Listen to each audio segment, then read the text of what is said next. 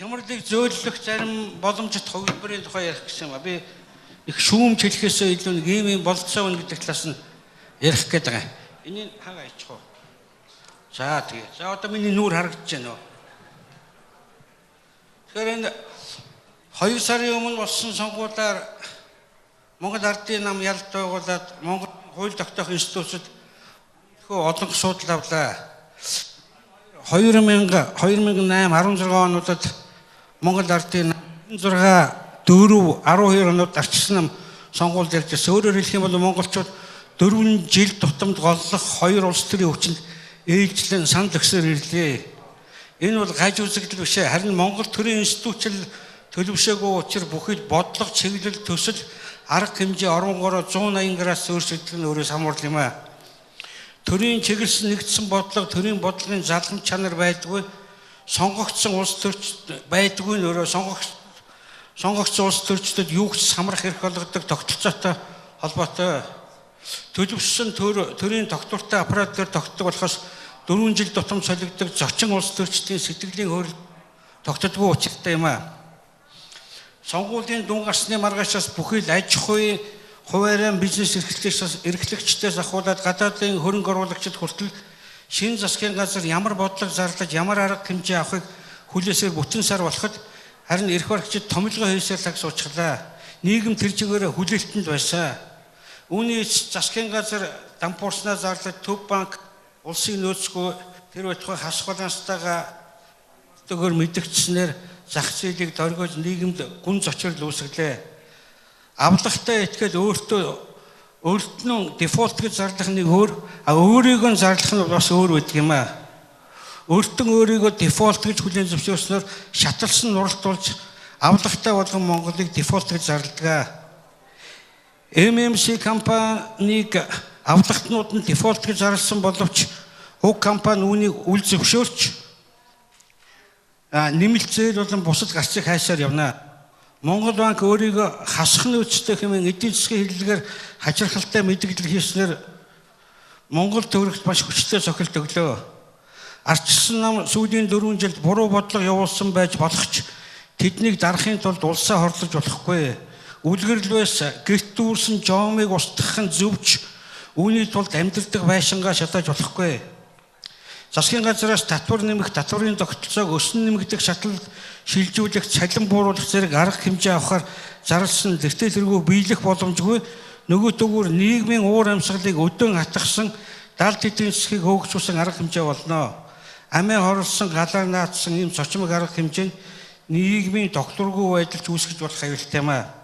Гэвч засгийн газраас авахар зарласан зарим арга хэмжээнд зөв зүйтэйгээр барахгүй нэлээд зоримог санаа байлаа. Дотоодын нийт бүтээгдэхүүн эзлэх халамжийн хэмжээ дэлхийн дунджаас 2-3 дахин их болцоход байгаа утга учиргүй халамжийг танах, авилга шамшигдуулаад өрн таранг дэмжсэн үн докторжуулах хөтөлбөр хэмээх мөнгөний арангыг зогсоох, гадаадын хөрөнгө оруулагчтай хамтарсан нэрээр хувьцааг нь авчгаад авдартай хийгээд таг мартчихсан ямар ч үнэлэмж тогтоогүй хувьцааг бирждээр гарган үн тогтоож худалдах зэрэг санаачилга нь хямралыг зөөлрүүлэх бодиттой алхам болох юм аа. Бараг дан ганц уул уурхай дээр тогтдог нийт хэрэглээнийхээ үнэмлэхүй ихэнхийг импортоор хангадаг Монголын эдийн засаг одоо байгаа эдийн засгийн тогтолцоогоо хэвээр хадгалсаар байх юм бол хямрал цаашаа хамгийн багаар удахад 5 жил үргэлжлэнэ гэж ихэнх мэргэжилтнүүд үзэж байна. Хэрвээ хямрал удаан хугацаагаар үргэлжлүүл хүмүүс үүнд дасч эхэлдэг, луурчин дээрэмчингүүд залхай хүмүүс үүнээс ихээхэн ашиг унгах бизнес болгож хямралаас гарах бүхий л арга замыг хаан боогдуулж эхэлдэг юм аа. Өөрөөр хэлбэл хямралаас одоохон гаргана гэсэн урайтай улам хямруулж дундаас нь ашиг унгаадаг бүлэглэл үүснэ. Байж уламгүй хямд, хүн үнэмшээгүй ашигтай Монголыг ердөөл маргааш гэхэд хямралаас гарах нэгууртай төсөл төлөвлөгөө санаачлагчид маш олноор гарч ирэн сурталчилж, дарамталж олныг дагуулах болно. Иймээс одоо байгаа эдийн засгийн тогтолцоо, журам, хэв маяга ухаалаг өгөөд зоримыг өөрчилж хямралыг даван туулах, зөөлөх арга хэмжээ авна уу гэхээс ойрын хугацаанд хямралаас бүрэн гарах тухай ярих нь бол хидийдсэн мөрөөдөл болно. Хямралыг зөөлөх, ингэснээрээ даван туулах арга хэмжээний тухайд би өөрийнхөө хэдэн бодлыг хэлэх гэсэн юм аа. За нэгдүгээрт уул уурхай асуудал байна. Дагнсан нүүдлийн мал аж ахуй түшгэлжсэн Монголын эдийн засаг 70-аад оноос уул уурхайн аж үйлдвэрээс илүүтэй хамаарх болсон. Сүүлийн 10 жил дотоодын нийт бүтээгдэхүүн 10 дахин өссөн хөрш хятадын эдийн засгийн огцом өсөлт, уул уурхайн бүтээгдэхүүний үнийн зочмог өсөлт, энэ чиглэлээр гадаадын хөрөнгө оруулалт ихээр орж ирсний ач юм билээ. Одоо ч хямралтай нүүр тулаад байгаа нь уул уурхайн үйлдвэрлэлийн уналттай холбоотой. Уул уурхайн аж үйлдвэрлэлийг сэргээхийн тулд юун түрүү нэгэнт хөөгөөд шахаад гаргасан гадаадын хөрөнгө оруулалтыг дахин урьж залах шаардлагатай. Өдгөө уул уурхайн өндөр технологи, ноу-хау, технологийн шийдэл болсон учраас энэ салбарт бид нэн хоцрогдолтойгоо хүлээн зөвшөөрөх хэрэгтэй юм аа. Хурцдээр цагаан хэрэм давуулж шийддэг технологи аль 19-р зуунд өнгөрсөн. Юун түрүү өнөөдөр Монголд үлдэж хоцорсон дорвитой уул уурхай үйлдвэрлэл гэвэл оюу толгой гацууртын алтны уурхай хоёр үлджээ. Одоо өмнө нь гадаадын хөрөнгө оруулалтыг хөөж гаргасан алдаагаа засахын тулд гадаадын хөрөнгө оруулалтыг шинэ засгийн газар өтгөө ерөөсөө Монголын төр дэмжиж байгаагаа сурталчлах төдийгүй нотлох шаардлагатай. Оюу толгойн 34%-ийг улсын их хурлын шийдвэрээр 8 жилийн өмнө Монголын тал авсан боловч үүнийг тэтгэх, бирждээр гаргах, үнийн тогтоох болон бусад бөөцөлд хийлгүү таг мартсан учраас өхмөл хөрөнгө болчихсон. Үүнийг юун түрүү яралтайгаар олон улсын бирждээр гаргах шаардлагатай. Гацууртын хэмээх 70 тонн алттай ордод хөрөнгө оруулахаар Канадын компани хэдэн жил хүлээж байгаа боловч одоо болтол гацсаар байна. Хэрв энэ байдал цааш дүргэлжлүүл Канадын хан ресурс компани нэгэн адил арбитражийн шүүхэд очин олон сая доллараар торгуулах болно. Хамгийн гол нь монголчууд гадаадын хөрөнгө оруулалтаас зайлсхийдэг, гадны компаниг хохироодог гэдгийг улам их батлах болно. Гадаадын хөрөнгө оруулалтыг хяхан боох, эргүүлж хулигдах, дээрэмдэх явдлаа зогсоож нэгэнт хийсэн гэрээгээ зөрчихгүй явуулмаар байна. Наад захын жишээ хэлэхэд хуучны Монгол Болгар гео компани мэдлийн ордын Монголын талд ногдох 50% засгийн газар 2009 онд гадаадын өөр компанид 2.4 сая доллараар зараад мөнгө авчихсан. Гэвч 7 жил өнгөрөөд авах шинэ эзэнтэй шилжээгүй одоо болтол эх орончид эзэгж байгаа. Альва хөрөнгө төл дундаа гадаадын хөрөнгө оруулалтын хөрөнгийг хамгаалах төрийн үүрэг. Ийм жишээ олон бий. Төр хөрөнгө хамгаалах үүргээ биелүүлэхгүй бол ийм аймаар газар хинч гаднаас өөрийнхөө хөрөнгийг оруулахгүй. Ер нь Монголын төрийг төлөөлж засгийн газартай яасан алив гэрээ хилэлцээ санал бичгийг дараагийн засгийн газар нь заавал хэрэгжүүлж байх хууль хийгээд одоо гацаанд орчоод байгаа гадаадын хөрөнгө оруулалтын олон гэрээ хилэлцээрийг сэргээх хэрэгтэй байна.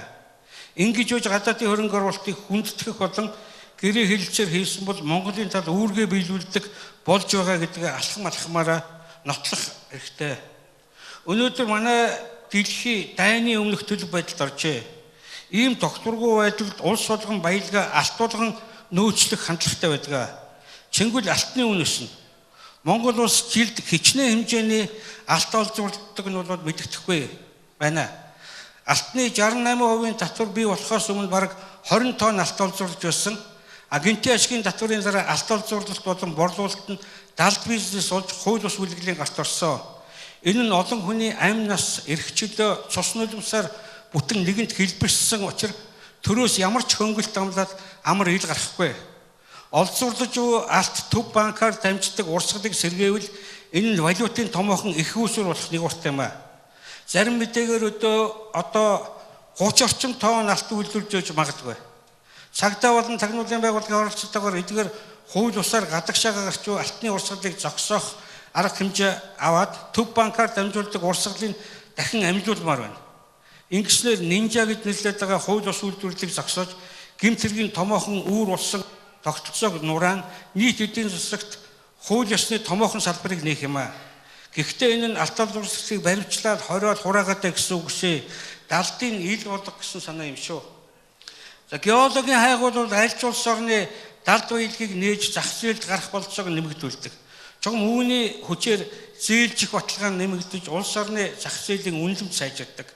Геологийн хайгуулыг аль болох хямд хүнд сурталгүй амар дөт хийлгэж шанд нь мэдээллийн төр авч чаддаг. Өнөөдөр Монголын газар нутгийн ердөө 20 орчим хувь нь геологийн заримдаг хайгуулд хамрагдсан. Монгол орн үүндээ аль зэрэг баялагтай нь хинч тодорхой мэддэг байгаа.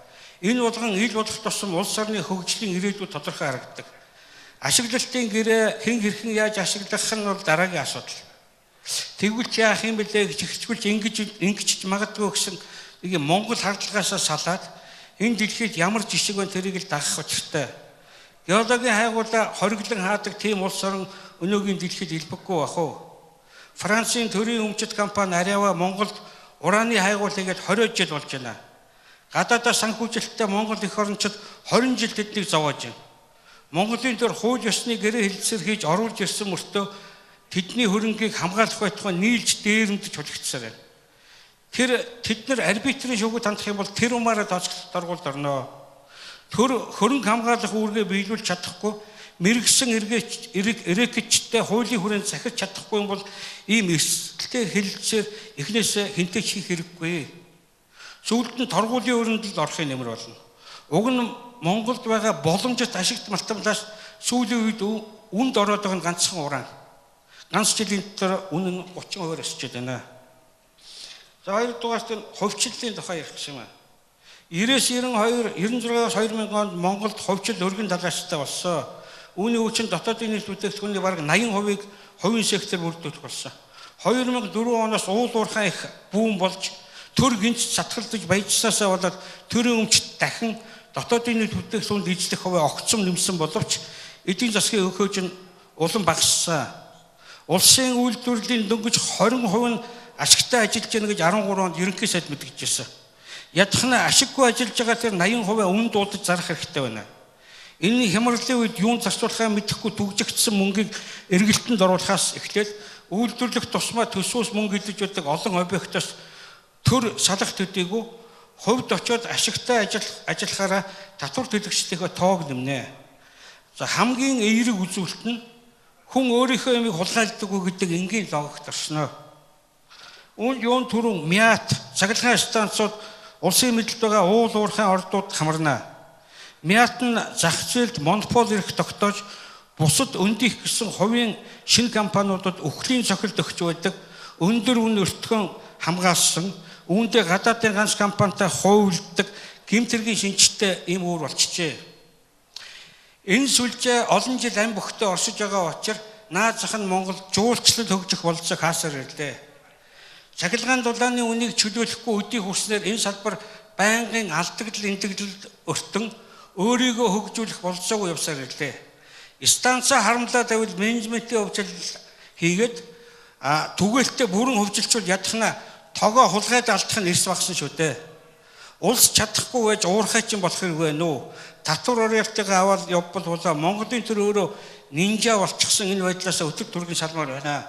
Үүний тулд юун түрүүн эдгээр салбарт үнийн чөлөөлөлт хийхгүй бол ямар ч ахиж гарахгүй. За татварын тухай Монгол улс 2007 оноос ойлгомжтой 10% татвартай болсон. Энэ нь дэлхийн хамгийн сайн татварын тогтолцооны нэг юм аа. Анх Хонконг ойлгомжтой 7% татвартай болж ирсэн. Ер нь 91 оноос эхлээ шатлсан татварын тогтолцоотой явж үүнийг янз бүрээр өөрчилж үтсэн боловч татварын орлого нэмэгдэж байгаагүй. Орлогын хэмжээгээр татварын хувийг нэмэхээр компаниуд ядахнаад өөрийгөө хуваагаад задлах гэх мэтээр зайлсхийх янз бүрийн арга хэрэгэлдэг. Ямар ч тэнэг татвар төлөгч үргэлж төрөөс ухаантай байдаг шүү. Иргэн бүр татвар төлөх ёстой гэсэн зарчмыг хатуу баримталж татварын орчныг өргөх арга хэмжээ их чухал байна. Өнөөдөр Монголд 90 орчим мянган компани бүртгэлтэй байгаа боловч 10,000 орчим татвар төлж байна. Зөвхөн татвар төлдөг компанийг улсын бүртгэлд авч тэр хэрээр ямар нэг урамшуулал илүү их хэдэлдэг тогтолцоонд ороод өгдгүүд нь компани эрх олохгүй байх хэрэгтэй. Хүн амын орлогын татвар зөвхөн цалингаас авдаг манайд энэ нь нийт орлогод 40% эзэлдэг. Хүн амын орлогын бусад хэлбэрээс татвар авах нь өнөөдөртөө арай л эртдсэн нийгмийн ухамсар тийм хэмжээнд төлөвшөөгүй учраас энэ тогтолцоо руу тун айжуухан шилжих хэрэгтэй. Татварыг нэмэх нь өдгөө татвар өгдөг цөөнхөөгөө нэмж зовоохоос итгэхгүй. Татварын хүрээг төлснөөс хавьгүй илүү орлого олно. Үүнийг тооцоолж үзэх хэрэгтэй. Амьдралд хэрэгжих бололцоогүй татвар тавьснаар иргэдийг үе олноор нь хууль зөрчигч гэмт хэрэгдэн болгон түлхдэг. Ганц жишээ хэлэхэд 100 саяас дээш хадгаламжтай хүнээс татвар авах, онцгой татвар авах хууль 12-нд батлагдсан. Эндээс 4 жил өнгөрөөгүй байхад ганц төгрөгч одоогүй банкуд бидж байгаа. Харин олон хүнийг бол хуурам эхлэж болгосон. 92 оноос оноос сонгуулийн дараа байгуулагдсан улсын их хурл болгон арх тамхины онцгой татварыг нэмсээр ирлээ. 90 оноос ихээр бол арх тамхины хэрэглээ огт бүртгэлгүй байсантай харьцуулах юм бол өнөөдөр энэ төрлийн худалдааны 70% нь бол акцизаар дамжаад онцгой татварт хамаарч байгаа. Судалгаанаас үзэхэд шинэ улсын их хурл татвар нэмэх тоолонд бүртгэлээс гадуур хууль бус худалдаа 5-аас 10% нэмэгддэг. Энэ нь гэмт хэрэг хууль бус ажиллагаа эрүүл мэнд зэрэгт бол шууд нөлөөлдөг гэдэг. За тансаг хэрэглээний татвар олон хорнд маш өндөр татвартай байдаг. Гэтэл Монголд энэ ерөөсөө байдаг. Бидний нүдэн дээр морин машин, үн дэдлэл, хөөрөг, ганцны 8 болон бэлгэлэлтэй үйлдэлүүд явсаар байдаг болтол энэ татварын орчинд огт хамаардаг. Суглаа, шагнал, олз, бэлгэлэл, өвлүүлэл зэрэг нь жишээ нь Америкийн нэгдсэн улсад 70% хүртэл татвартай байдаг нь нийгмийн тэгш хуваарлалт, ёс суртахуун, шударга ёсны таарна гэж үздэг юм билээ. Ер нь нийгмийн бухимдлыг ч гэсэн тайвшруулах үйлчилгээтэй гэж үздэг. За дараа нь нийгмийн хөгжлийн тухай ярих гэсэн юм аа.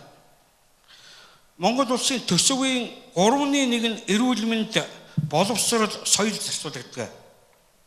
Эдгээр салбар нь дэлхийд даяар өргөн хүрээ хамарсан ашигтай бизнес байдаг атал Монголд эдгээр салбарыг ашигын бус гэж хуульчилсан. Мэдээж анхан болон дунд шатны боловсрол нийгмийн доод түвшинд үйлчлэх эрүүл мэндийн үйлчилгээ улс орныг сурчилсан соёлын арга хэмжээ зэрэг төрийн хяналт болон тэтгэлэгт байх нь ойлгомжтой. Үүнээс дээш болон илүү чанарлаг үйлчилгээ нь бизнес байх ба нэгэнт хувь хүмүүсийн сонголт учир төрөөс ашигт ажиллагааг нь бүрэн зөвшөөрч татварын орчинд хамааруулах ёстой юм аа. Төрөөс эмнэлгийн үйлчилгээ хүрэлцээгүй бүсүүд болон нийгмийн ядуулаг хэсэгт үйлчилгээ үзүүлж бусдын даатгалын тогтолцоо болон бизнесийн зарчмаар явуулах ёстой юм аа. Тэртээ тэргүй төрөөс гаргаж буй эрүүл мэндийн төсвөөс илүү ихийг хүмүүс гадаад оронд тэмдэхийн бизнес зарчмын орчинд хамрагдаж байна. Нөгөө төгөөр улсын олон том эмнэлэг үнэн чанартай хэдийнэ хөвчлөгдсөн. Төрөөс энэ статусыг хүлээн зөвшөөрчих юм бол татварч нэмэгдэн үйлчилгээнд сайжирна. Өрхийн эмнэлэг гэх мэтийг хувьчлах хуулийн орчин хэдийнэ нээлттэй байгаа боловч аль ч засгийн газар энэ талаар алхам хийсэнгүй өдөө хүрлээ. Менежментийн хөгжил маш ашигтай болохоо 96-аас 2000 онд гэсэн туршилтаас тод харагдаж байсан авч харамсалтай нь түрүүнийхээ дараагийнх нь өгүүлсдэг Монгол зарчмаар 2000 онд бүгдийг буцаацсан. Тэндээс үлдсэн ганц нь болох Баян зүрх дүүргийн эмнэлгийн амжилттай орсон тогтнож байгааг байдлыг очиод үзчих хэрэгтэй юм шиг санагдаж байна. За боловсролын тогтолцоо төрийн үнийн бодлогонд хавчигдан зах зээлд амьдрах бололцоогүй мэрэгчлэн бэлтгэсээр байна. Ялангуяа дээд мэрэгжил нь хувь хүний сонголтын асуудал байтал зах зээлийн хэрэгцээнээс хэдэн 10 дахин олон мэрэгжилтэн бэлтгэж ажилгүйчүүдийн тоог нэмсээр байна. Хэрэгцээл мэрэгжилтний тоо чанарыг улсаас зарлаж зарим урамшуулалт үзүүлж болох ба бусд нь хувь хүний сонголт шүү дээ. Нэг талаас улс гинт баяжид нөгөө талаас улсын их хурлын гишүүдэд тэр бумаар нь мөнгө өгөн захиран зарцуулах эрх олгосон 10 гаруй жилийн туршилтаас үүдэн боловсрол, соёл, эрүүл мэндийн үйлчилгээ болон техникийн хүн амтай харьцуулсан жигд ус хуваарлт хэрэг сэтгэлээ. Сумд заримдаа баг хүртэл норм хэмжээнээс хэтэрсэн сургууль, эмнэлэг, соёлын төвтэй болж харин хүн ам хэт төвлөрөлтөй Улаанбаатарт энэ талын үйлчилгээ, техник, байр сав нэн дутагдaltaй болсон байна. Сургуулийн хичээлийн байрны ашиглалт нь 20%-тай, ахлах ангид ердөө 5 сурагчтай, эмнэлгийн жилд 2-3 хүүхэд төрдөг, соёлын төв нь сумын төвд суудаг хүн амаасаа олон суудалтай ийм сумд их олон байна. Урсгал зардлын тооцоод үзэхдээ эндээс ямар их хэмнэлт гарч болохоор байгаа нь тодорхой байна. Энэ салбар ашигын бус хэмээн хуучлагдсан учраас илүүдэл техник, байр саваа өөр зорилтоор ашиглах, худалдах, илүүчлэх эрх байхгүй байгаа. За дараа нь биржийн асуудал байна. Хэдэн жилийн өмнө Монголын хөрөнгийн биржийн захирал нь манай хөрөнгийн бирж дампуураад 2 жил болж байна гэж мэдэгдэхэд олон нийтийн мэдээлэл хэрэгслэр энийг зарлаад байхад Монголын зах зээл ямар ч цочрол гараагүй.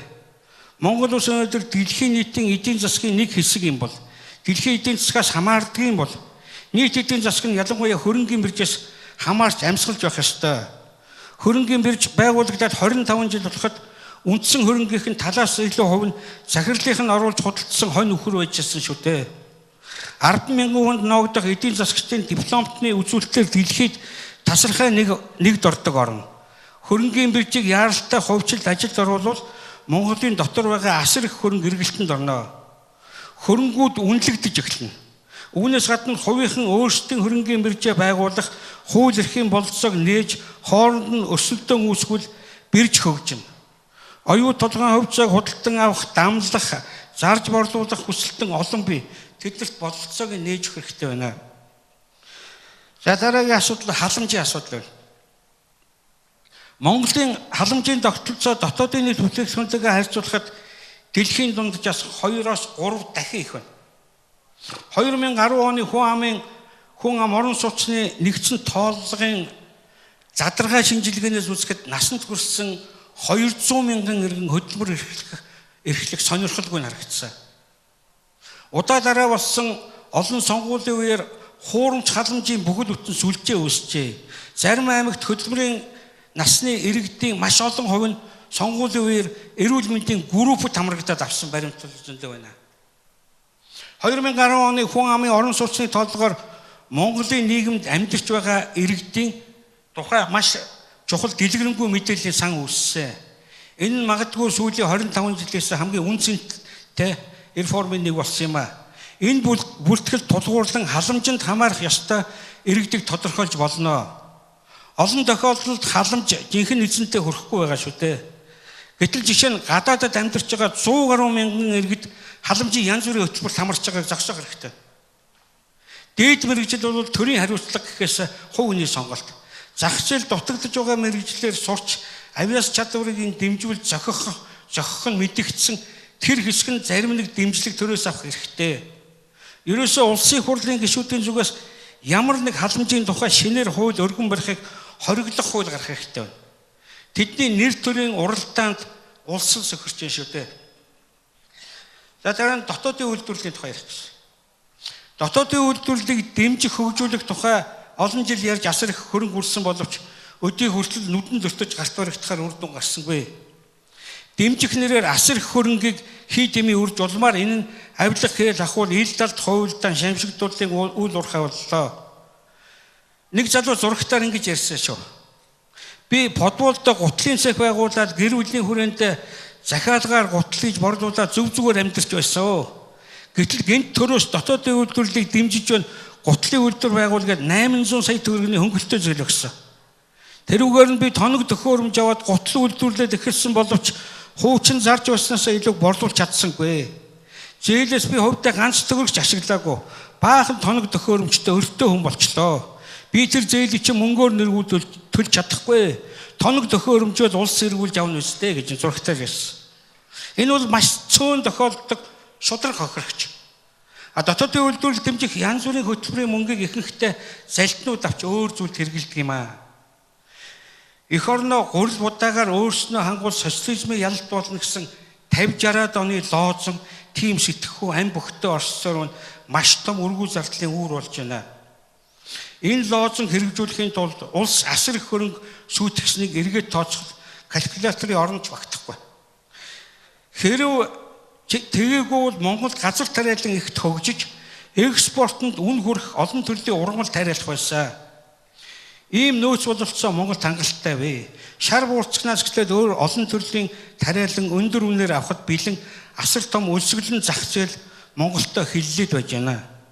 Дотоодын үйлдвэрлэл дэмжих буй нэрээр протекционизм бодлого явуулснаар ард иргэдийг илүү өндөр үнэтэй, илүү чанар муутай бараар руу шахаж, далимд нь авилга хээл хахуул далд эдийн засгийг хөгүүлсээр ирлээ. Зах зээлийн эдийн засгийн амин сүнс болсон өрсөлдөөн чөлөөт худалдааг боосноор юунд хүрч болохыг 250 жилийн өмнө Адам Смит хэлж өгсөн. Энэ амьдралаар батлагдсан юм аа. Үнэхээр дотоодын үйлдвэрлэлийг дэмжих гэж явал юунд түрүүн Монгол хүнээ таних хэрэгтэй байна. Барилгын шав тавьчихаар 40 ажлын байр нэмэгдлээ гэж сурталчлах дуртай. Гэтэл Монгол хүн ямар ажил хийхэд бэлэн ямрын огт хийдгүү вэ? Одоо 140 мянган хүн ажилгүй байна гэж байгаа боловч тэр тооны ажлын байр сул байгаа. Сүүлийн 10 гаруй жилийн судалгаагаар үзэхэд 10 сул ажлын байрны төлөө 2 хүн саналаа илэрхийлж байна. Үүнийг ялангуяа бизнес эрхэлж байгаа хүмүүс сайн мэдж байгаа. Тэгсэн мөртлөө төрийн албаны нэг орон тооны төлөө 100 хүн өрсөлдөж бэлэн байна. Дэлхийн нийтийн жишгийг дагаад Монголд ажилчин анги гэж байхгүй болсон. Хөдөлмөр эрхлэгчдийн 70% нь бол үйлчилгээний салбарт ажиллаж байгаа. Цэрэг цагтаа хамгаалал манай зэрэг ажлын байранд 70,000 орчим эдгээр насны эрхтэйчүүд хамрагдж байгаа. Чухам ийм эрэлттэй хэсэгт ажлын байр бий болгож болох салбар бол аялал жуулчлал юм аа. Монголд жилд 50,000 орчим гадаадын жуулчин ирдэг. Энэ тоог бараг хагас сая хүргэн дөвөөлгөж статистик тусгадаг нь үнэ эрэхтэй хэл нэвтэрсэн гадаад хүний тоо юм шүү. Гэтэл Монгол орны байгаль нүүдэлчний амьдралыг сонирхохоор өвөр Монголд 1 сая гаруй гадаадын жинхэнэ жуулчин ирж байна. Ганцаар ноёлон монопол тогтоосон Мят Коренерийн хувилдаанаар үүссэн өндөр үн юун түрүүн энд тэг болдго юм аа. Энэ жил Америкийн нэгдсэн улсад ирсэн жуулчдын тоогоор Хятад улс 1-р орлоо. Италийн ерөнхий сайд хэлэхдээ Хятадаас 1 сая жуулчин жилд авчдвал хямралаас гарч болохоор байна гэсэн. Хаяа нийлсэн хөршимийн тухай ярьж байна.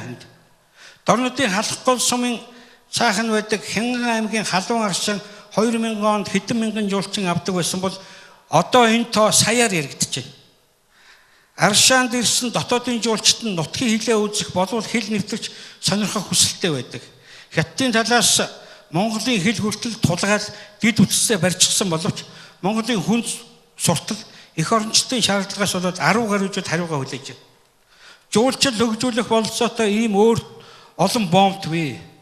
Орос Хятадын хэлийн Манжуур омтод жил 6 сая жуулчин ирдэг, сая гаруй нь Оросоос айлчилдаг.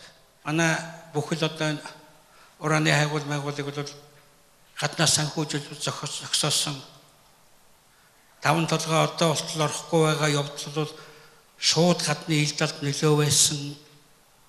Бид усан цахилгаан станц зориулах гэж 3 дахь удаага хүрэж байна. Тэр мэдээж хэрэг нуржил таарна, гадаад ил нөлөө. Тийм юм би. А гэхдээ хүн болгон энийг ухамсарлаж ойлгоод ингээл яваад байвал зүгээр л байна л да. Том нэрэгчтэй чинь нэлээд олон гадны далд санхүүжилттэй байдгийг шүү дээ. Манай улсыг вакуум байлгах сонирхол бол энэ хөрш орнууд биш шүү. Яг бол зөвхөн өөрсдөөс нь хамаардаг. Энд ямар ч одоо үйлдвэрлэл байдаггүй ядгүй нэг тийм царайчсан улс байлгах сонирхол бол геополитикийн хувьд тэдний нүдээр авч үзэхэд бас буруу ч юм биш. Геополитикийн хувьд тэдний нүдээр авч үзэхэд бас буруу ч юм биш. Тийм ээ. Яг л дундуур нэг өргөж шатсан юм шиг болчихлоо шүү дээ. Хөө чиний насан дээр надад бол ямар ч сонголт байгаагүй. Харин та нар ёстой амар сонголтонд навчиж байгаа шүү дээ. 20 жилийн өмнө 50 жилийн өмнөхтэй харьцуулаад үзэлтэй. Ямар өндөр бол болцооны дунд байж нүд нь нэгдчихсэн. Одоо ганцхан нэг биднэрт баярлах шалтгаан байхгүй болчих. Тэгэл цөм болгон гунаад сэтгэл санаагаар унаад тэгээд нэг олс урчаал дүүжилж өгдөг юм билүү яадаг юм билээ гэж гүгээд ах юм. Чиний насан дээр хад бол өдөр болгон баярлах шалтгаан болдог байсан. 2 цаг очрлоод 1 кг авахлаа бөөн баяр. Их дэлгүүрт өндөг гарч байгаа сургаар аваагаа гүйлгээл нэг 10 өндөг аваад 2 хоногийн баяр.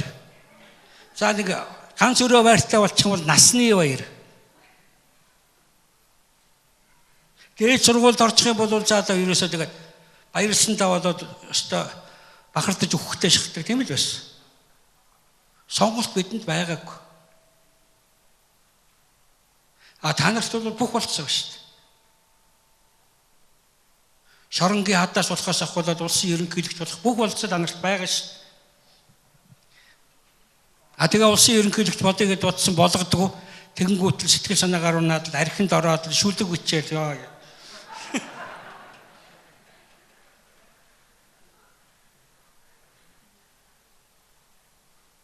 Өөр дандаа залуучууд байх шиг үгүй. За ингээд асуухан мухарлсан болвол би ч бас ядарчлаа байли баярлалаа.